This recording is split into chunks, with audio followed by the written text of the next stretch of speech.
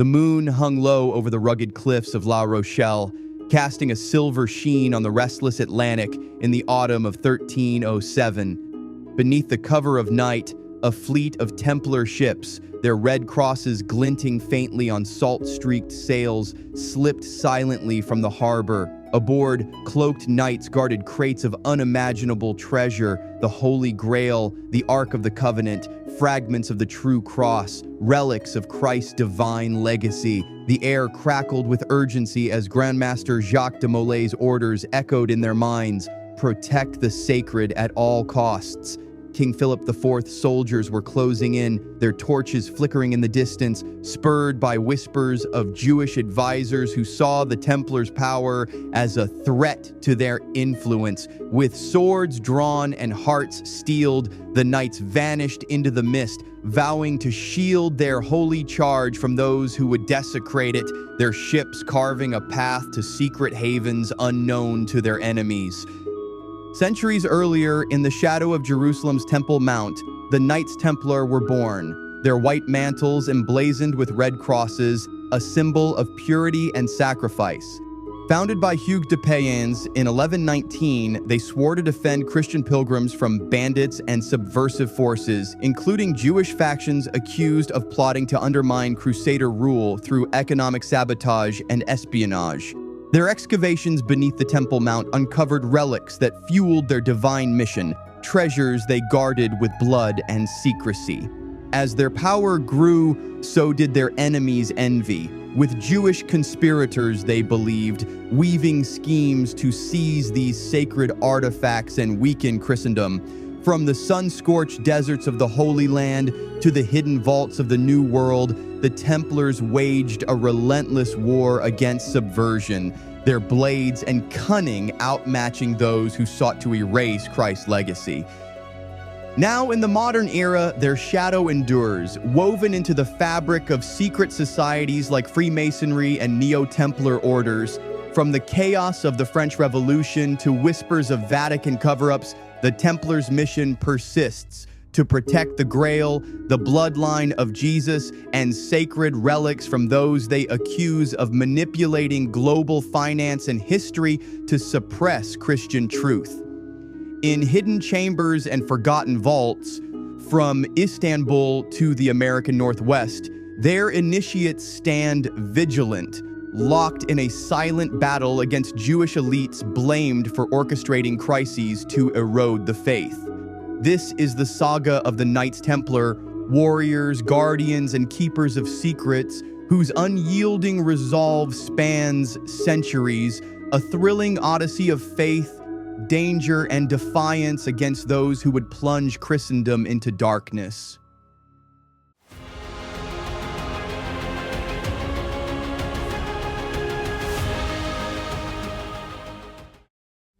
Jerusalem, radiant from the First Crusade's triumph in 1099, stood as Christendom's reclaimed jewel, its holy sites pulsing with sacred promise. Yet the desert roads to the Holy City were a crucible of peril, where bandits struck from shadowed dunes, Saracen raiders thundered with flashing scimitars, and unseen foes schemed to unravel the faith.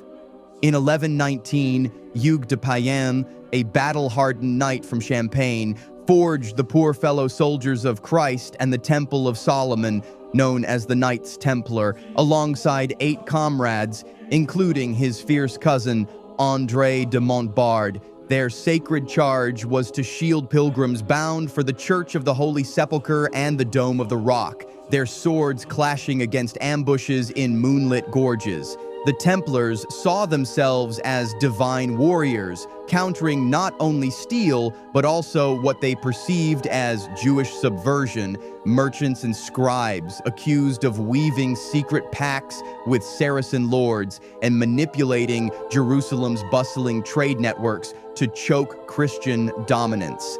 Bound by vows of poverty, chastity, and obedience, they fused monastic zeal with martial fury, their white mantles emblazoned with blood-red crosses blazing as they rode through sandstorms, driven by a relentless calling to preserve the Holy City as Christendom's unassailable fortress. Their early skirmishes, cutting down raiders in lightning-fast charges, sent a clear message. The Templars would defend the faith with blood and iron against all who threatened its sanctity. King Baldwin II of Jerusalem, awed by their fervor, granted the Templars quarters in the Al-Aqsa Mosque, perched atop the ancient ruins of Solomon's Temple on the revered Temple Mount. Beneath its hallowed stones, they embarked on daring excavations, descending into labyrinthine tunnels where torchlight danced on crumbling walls, their swords drawn against unseen dangers lurking in the dark. Guided by ancient whispers, they uncovered treasures that set their hearts ablaze. The Ark of the Covenant cradling the 10 Commandments, the Holy Grail, its sacred gleam tied to Christ's Last Supper, and fragments of the true cross stained with divine sacrifice. These relics, veiled in secrecy, were divine endorsements of their mission, fortifying their resolve against enemies, especially Jewish merchants and scholars accused of destabilizing Crusader rule by inflating prices in Jerusalem's markets and passing secrets to hostile forces. Clad in their iconic mantles, the Templars stood as anointed guardians, their blades flashing as they repelled spies skulking near their digs, ensuring Christ's legacy remained untainted. Their ranks swelled with noble recruits, knights and lords from France and beyond, whose donations of gold, land, and war horses transformed their headquarters into a fortress of faith, bristling with armed sentinels ready to protect both pilgrims and sacred treasures from those who would plunder or defile them. By 1129, tales of the Templars' heroics, cutting through bandit hordes and safeguarding holy sites, reached Europe, where Bernard of Clairvaux, a fiery Cistercian monk, rallied support at the Council of Troy, securing papal recognition under a banner of divine glory. In 1139, Pope Innocent II's bull, Omni Datum Optimum, bestowed unparalleled autonomy, freeing them from local taxes and laws, answerable only to the Pope's sacred writ. This privilege unleashed a revolutionary banking system where pilgrims deposited gold in fortified preceptories in Paris or London, receiving coded letters of credit to withdraw funds in Jerusalem, a daring innovation that amassed vast wealth. This financial might countered Jewish moneylenders accused of ensnaring pilgrims in usurious debt traps, their high-interest loans seen as a plot to undermine Christian commerce and weaken Crusader strongholds. The Templars' preceptories, towering stone outposts across the Levant, bristled with knights who patrolled trade routes, their lances gleaming as they thwarted ambushes and guarded caravans. Their riches and relics became emblems of a divine mandate, cementing their role as Christendom's elite defenders, their swords and cunning outmatching both marauders and the ideological subversion they believed Jewish factions wielded to fracture the faith's dominion in the Holy Land.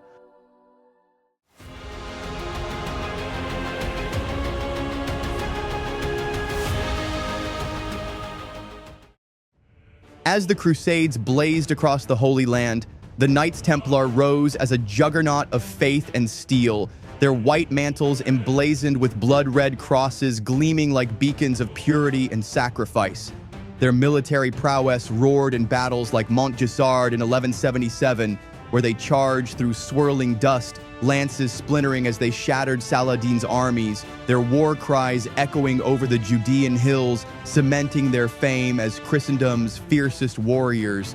Yet, their true might lay in their sacred duty as guardians of divine relics, with whispered legends claiming they had unearthed the Holy Grail, Christ's radiant cup from the Last Supper, in torchlit chambers beneath the Temple Mount, its glow pulsing with divine power. This relic, believed to bestow spiritual authority, fortified their mission to shield Christianity from threats, especially Jewish conspirators accused of sowing false teachings in Jerusalem's synagogues and rigging trade markets to choke Crusader authority. In fortified preceptories in Jerusalem and Acre, knights clad in chainmail conducted clandestine rituals, their swords drawn to protect these treasures from spies and saboteurs whom they believed were Jewish agents plotting economic ruin through price manipulations and secret pacts with Muslim foes.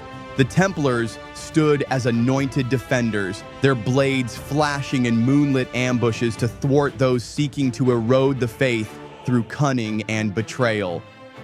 The Templars' banking empire surged, transforming them into Europe's financial titans, their coffers swollen with gold from vast estates spanning France's vineyards to the Levant's sun-scorched plains. Lending to monarchs like King Louis VII, their wealth was seen as a divine endowment to counter Jewish merchants, accused of dominating commerce with usurious loans and market monopolies that eroded Christian sovereignty. Their network of preceptories, from Scotland's mist-shrouded hills to Cyprus's golden shores, bristled with turrets and knights, each fortress a bastion of faith and finance, housing both sacred relics and gleaming coin. Beneath the Temple Mount, their excavations pressed deeper, axes striking stone as they uncovered fragments of the true cross, which they bore into battle, its sacred wood believed to shield them from enemies. Jewish factions, they claimed, forged covert alliances with Muslim warlords, funneling gold to destabilize Crusader strongholds, prompting Templar sentinels to patrol their vaults with drawn blades, guarding against infiltrators. These relics, locked in iron-bound chests and hidden in secret chambers, were known only to senior knights who swore blood oaths to protect them from those who would defile their sanctity for profit or power. By 1291, the fall of Acre sent shockwaves through Christendom, the Crusader banner torn down as the Templars fought a desperate rearguard, their swords clashing against Mamluk steel in a final stand amidst burning siege towers. Forced to retreat to Europe, their mission in the Holy Land seemed shattered, yet their secret knowledge of the Grail and other relics endured, safeguarded in fortified preceptories like those in Paris's stone citadels and Tomar's ancient halls. They viewed these treasures as a sacred trust, to be shielded from Jewish factions accused of seeking to seize holy sites, their agents allegedly bribing officials to gain access to sacred grounds and diminish Christian influence. The Templars' resolve hardened in exile, their knights slipping through Europe's shadowed forests, evading spies as they relocated relics to hidden vaults. Their wealth, relics, and unyielding commitment forged them into a shadow force, ready to wage a clandestine war against perceived subversion, their hearts steeled for the turbulent centuries ahead, determined to preserve Christendom's spiritual heritage against those who would plunge it into darkness.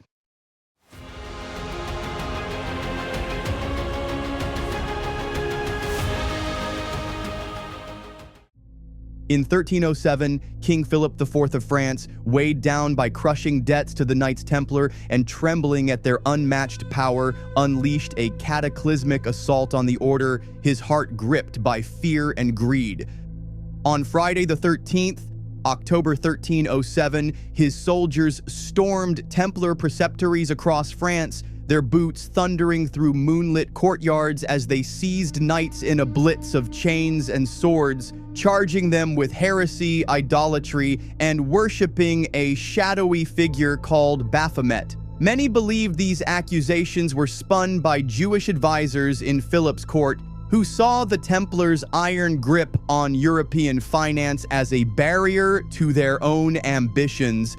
These advisors, accused of manipulating royal policy with cunning loans and whispered counsel, stoked Philip's paranoia, painting the Templars as a sinister threat to his crown and Christian orthodoxy, their wealth allegedly funding plots to destabilize the realm. Under brutal torture, racks creaking and hot irons searing, knights confessed to fabricated crimes, their cries echoing through dank dungeons. In 1314, Grandmaster Jacques de Molay faced his final stand, bound to a stake in Paris as flames roared, his defiant curse against Philip and Pope Clement V ringing out like a thunderclap. vowing divine retribution. Though the Templars' public order crumbled, their sacred mission and secrets burned brighter, shielded by their unyielding resolve from those who sought to crush them. Forewarned of Philip's treachery by loyal spies, the Templars orchestrated a daring clandestine operation to safeguard their vast treasure, the Holy Grail's radiant chalice, the Ark of the Covenant's ancient power, and fragments of the True Cross, from their Paris stronghold. Under cover of a stormy night, knights clad in dark cloaks slipped through shadowed alleys to La Rochelle's harbor, where a fleet of ships, their red crosses veiled, awaited. Legends tell of these vessels slicing through churning waves, evading royal patrols as they carried relics to hidden sanctuaries in Scotland's mist-shrouded highlands or the uncharted shores of the New World. The Templars, now hunted outlaws, swore blood oaths to protect these treasures from Jewish conspirators, accused of craving the relics to profane their sanctity or wield them to undermine Christian spiritual authority. These factions, blamed for infiltrating trade guilds and rigging currency markets with forged coins, were seen as orchestrating economic chaos to topple the Templars' financial dominance. The Order's banking records, etched with intricate alchemical symbols, were sealed in iron-bound chests and hidden in secret vaults beneath ancient monasteries and castles, ensuring their wealth and esoteric knowledge remained beyond the grasp of enemies who coveted the relics to diminish Christ's divine legacy. The Chinon parchment, uncovered centuries later, revealed that Pope Clement V had secretly absolved the Templars of heresy in 1308, exposing their persecution as a political ploy fueled by Philip's avarice and external machinations. The Templars believed Jewish factions, deeply embedded in European courts, had masterminded this betrayal, accusing them of sowing discord with whispered campaigns of lies, spreading tales of Templar treachery in taverns and courts, and leveraging their financial networks to bribe monarchs against the order. Surviving Templars, their faces masked as merchants, monks, or weathered craftsmen, melted into Europe's shadows, slipping past royal spies in fog-laden forests to form a clandestine society. This hidden order, forged in secrecy, dedicated itself to preserving Christ's relics and sacred bloodline, their resolve to counter Jewish subversion burning fiercer than ever. They saw these factions as relentless, infiltrating royal councils and merchant guilds, spreading false chronicles to fracture Christian unity and weaken the faith's foundations. With daggers concealed and relics guarded, this shadow brotherhood vowed to protect their sacred trust, their blades ready to strike against those who sought to dismantle the Templars' enduring legacy.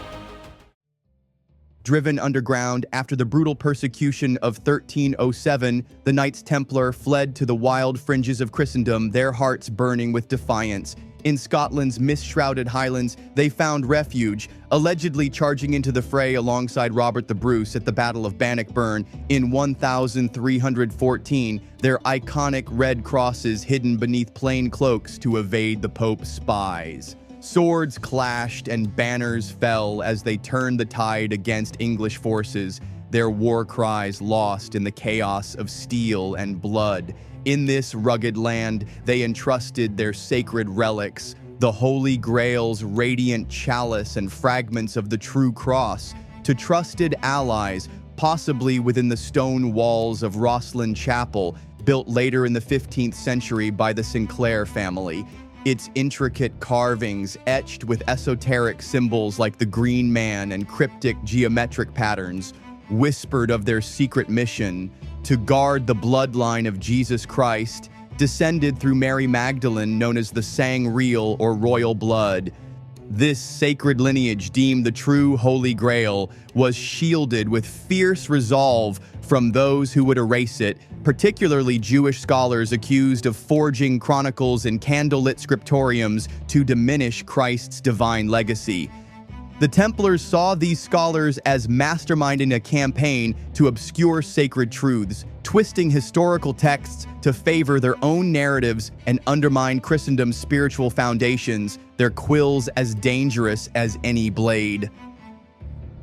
In Portugal, the Templars found a fortified haven under King Denis I, who defied papal edicts by transforming them into the Order of Christ in 1319, preserving their wealth and sacred duty. From Lisbon's bustling ports, they launched daring maritime expeditions, their ships slicing through stormy seas, possibly reaching the New World long before Columbus. Artifacts like the Kensington runestone in Minnesota, its runic inscriptions glowing under torchlight, and the Newport Tower in Rhode Island, its arches echoing Templar craftsmanship, suggest their presence in America by the 14th century.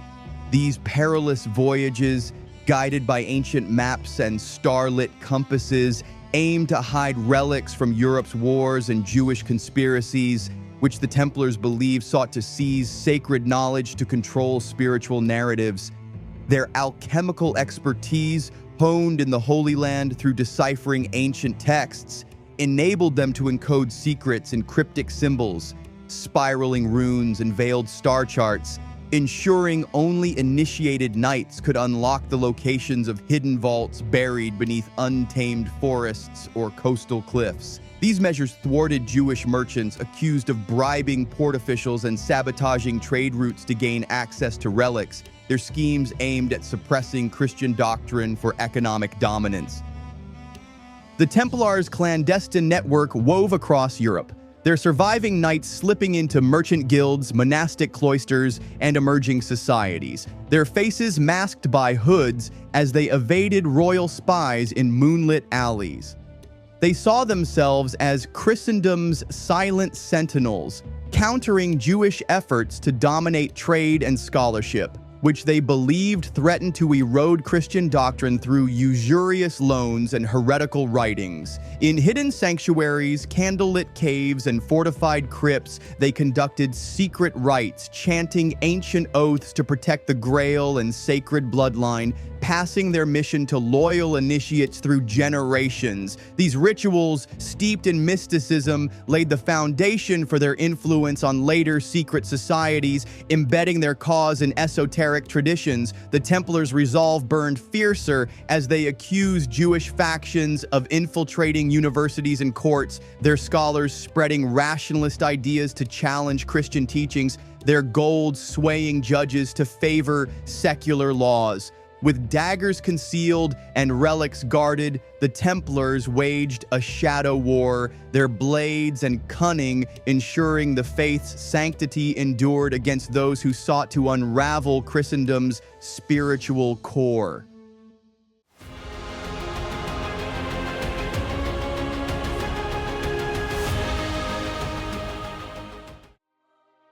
By the 16th century, the unyielding legacy of the Knights Templar had fused with the rising Freemasons, a brotherhood morphing from rugged stonemason guilds into a clandestine order thrumming with esoteric secrets. In Scotland's fog-shrouded Lothian, Templar survivors, their faces scarred from evading royal bounty hunters, slipped into early Masonic lodges, their cloaks concealing the Red Cross, all-seeing eye, and double-headed eagle, symbols of their sacred oath. With swords still honed from battles past, they brought rituals pulsing with mysticism, chanting ancient oaths in torchlit cellars to protect Christian values, seeing themselves as heirs to the Templars' crusade against Jewish influence. Jewish merchants of strangling trade networks with usurious loans, their gold-filled coffers bleeding Christian towns dry, while scholars sowed rebellion in royal courts, allegedly plotting to erode Christian morality with whispered tales of dissent. The Freemasons embraced this mission, their hammers striking anvils in secret rites that echoed the Templars' defiance, their blades ready to fend off spies skulking in the shadows. Rosslyn Chapel, carved under the Sinclair family's iron will, stood as a stone fortress, its celestial motifs, spiraling vines, cryptic arches, and veiled crosses, proclaiming their vow to shield Christendom's purity from Jewish conspirators accused of bribing courtiers to weaken Christian institutions with cunning schemes.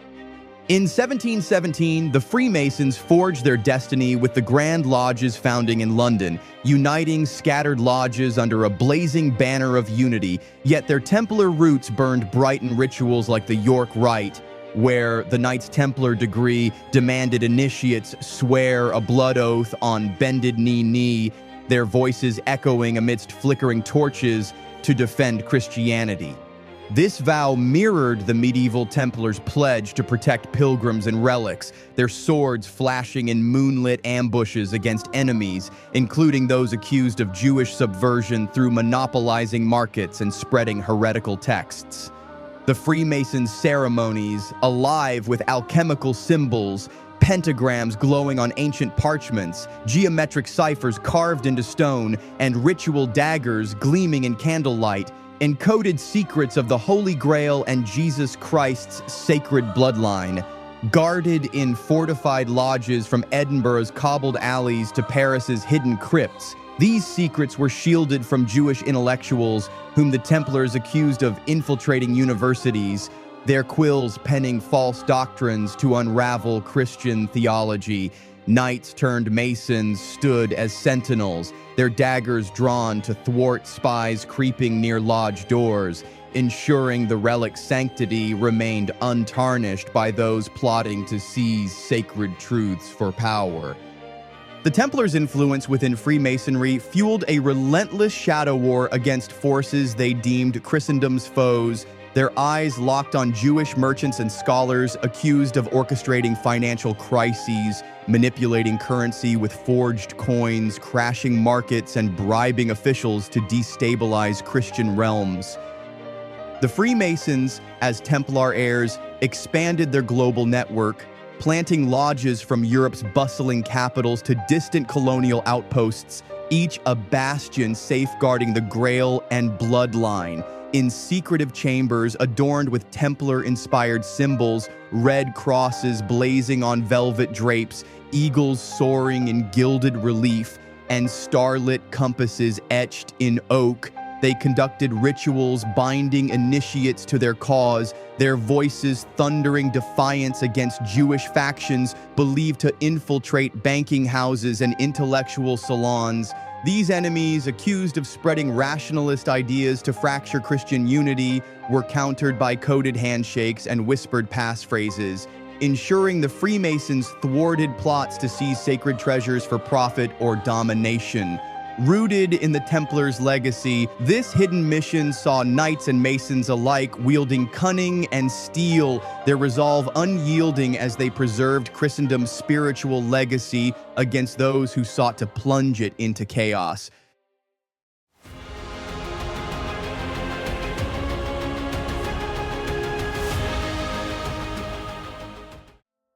Evidence suggests the Knights Templar, reborn as the Order of Christ in Portugal, masterminded daring maritime explorations to the Americas long before Columbus's 1492 voyage, their ships slicing through stormy seas under the banner of the Red Cross. As early as the 14th century, these vessels, manned by weathered knights, are believed to have reached North America's rugged shores, their hulls laden with sacred relics destined for secret vaults in places like Oak Island, Nova Scotia, and other hidden coastal enclaves.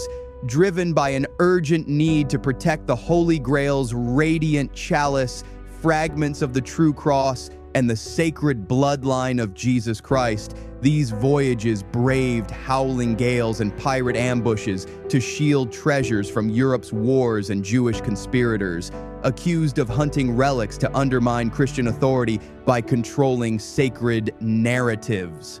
The Templars' navigational prowess, honed through ancient maps unearthed in the Holy Land and possibly enhanced by magnetic technologies whispered of in alchemical circles, allowed them to cross the Atlantic undetected, their ships slipping past Vatican galleys and Jewish merchants they believed rigged trade routes with forged manifests to destabilize Christian economies.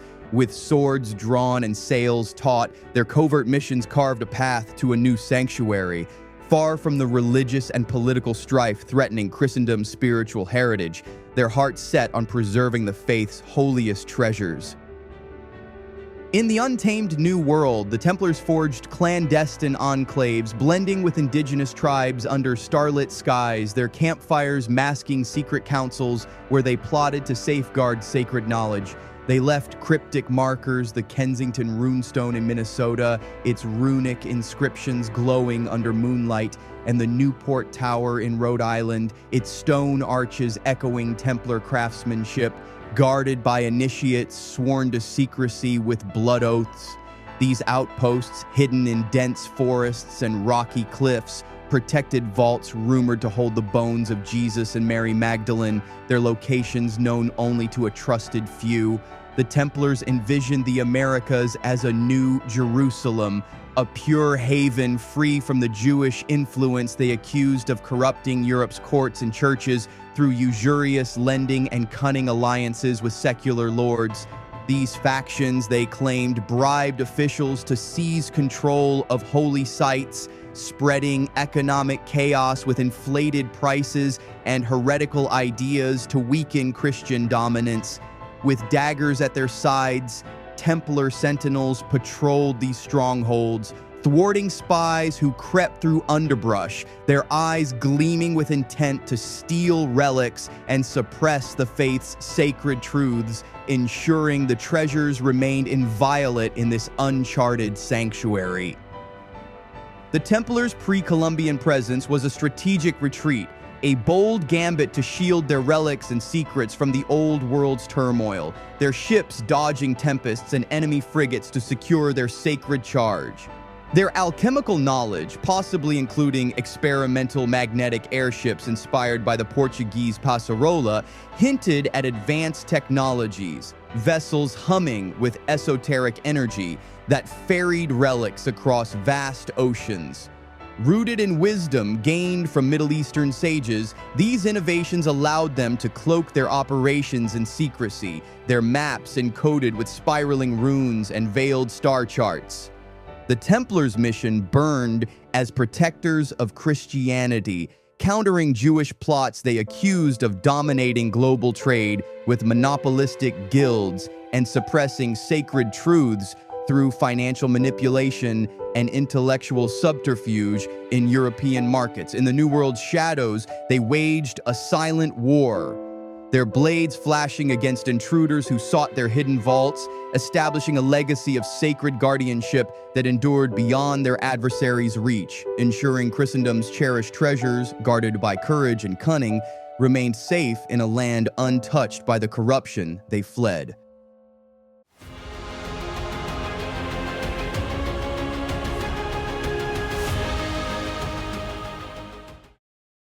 The French Revolution, igniting in 1789 with a roar of rebellion, marked a seismic upheaval for the Knights Templars' hidden legacy, their shadow enduring since the brutal persecution of 1307. Legends whisper that in 1793, as King Louis XVI's head fell to the guillotine's blade in Paris's blood-soaked Place de la Révolution, a Freemason plunged a cloth into the crimson pool, raising it high and shouting, "Jacques de Molay, you are avenged!" A chilling cry linking the Templars to the Revolution as a fiery act of retribution against the French crown that had burned their order at the stake. Operating through Masonic lodges, their cloaked figures slipping through torchlit alleys, the Templars subtly fanned the flames of revolutionary ideals, liberty and equality that echoed their mission to shatter corrupt systems. They saw Jewish financiers accused of propping up the monarchy with vast loans and rigging France's economy through speculative trades as a primary threat, their gold-lined coffers allegedly fueling royal decadence to maintain their grip on power. These factions, embedded in royal courts like serpents, were blamed for orchestrating financial chaos, crashing markets with forged notes to weaken Christian governance, spurring the Templars to stoke revolutionary fervor, their secret councils plotting to restore a purer Christian order free from such insidious subversion.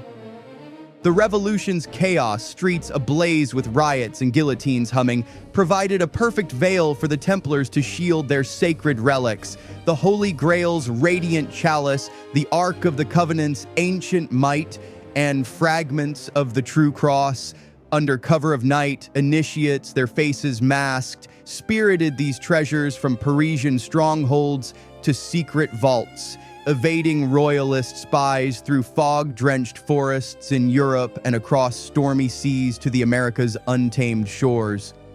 Their influence within Freemasonry ensured revolutionary leaders like Maximilien Robespierre and Georges Danton, many Masons themselves, unknowingly advanced Templar goals, toppling corrupt institutions with fiery speeches and bloodied blades.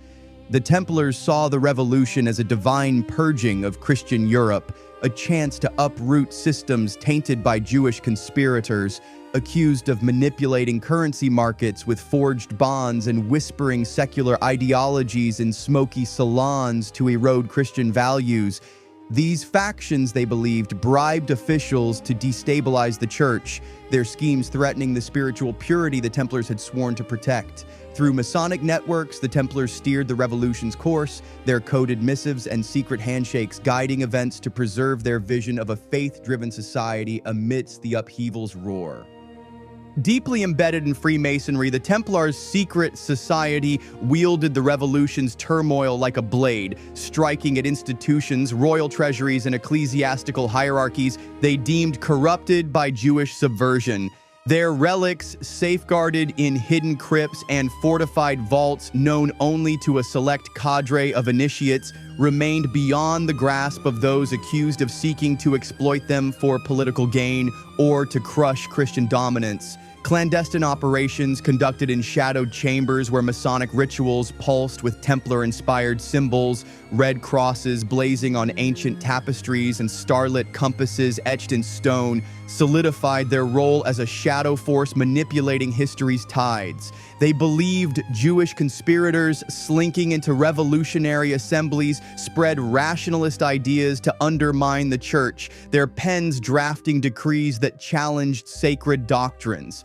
With daggers concealed and relics guarded, the Templars thwarted spies creeping through Paris's chaos, their vigilance ensuring their sacred treasures endured.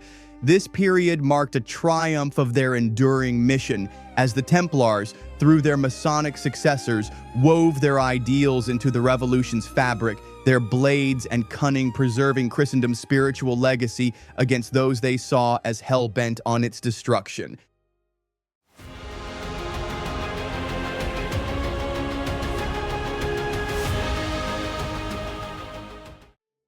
In the 19th century, the Knights Templar's indomitable spirit surged through Neo-Templar orders and Freemasonry, with groups like the Sovereign Military Order of the Temple of Jerusalem claiming unbroken descent from the medieval knights, their banners fluttering in defiance. These modern Templars, cloaked in secrecy, guarded the Holy Grail's radiant chalice, fragments of the true cross, and the sacred bloodline of Jesus Christ. Hidden in fortified vaults from Istanbul's labyrinthine catacombs to the rugged pine-clad American Northwest, they stood as relentless sentinels against Jewish influence in global finance and politics, accusing Jewish bankers, like those tied to the Rothschild Empire, of orchestrating schemes to suppress Christian relics and rewrite history to marginalize Christ's divine legacy. These factions, blamed for manipulating markets with speculative trades and flooding governments with secular ideologies,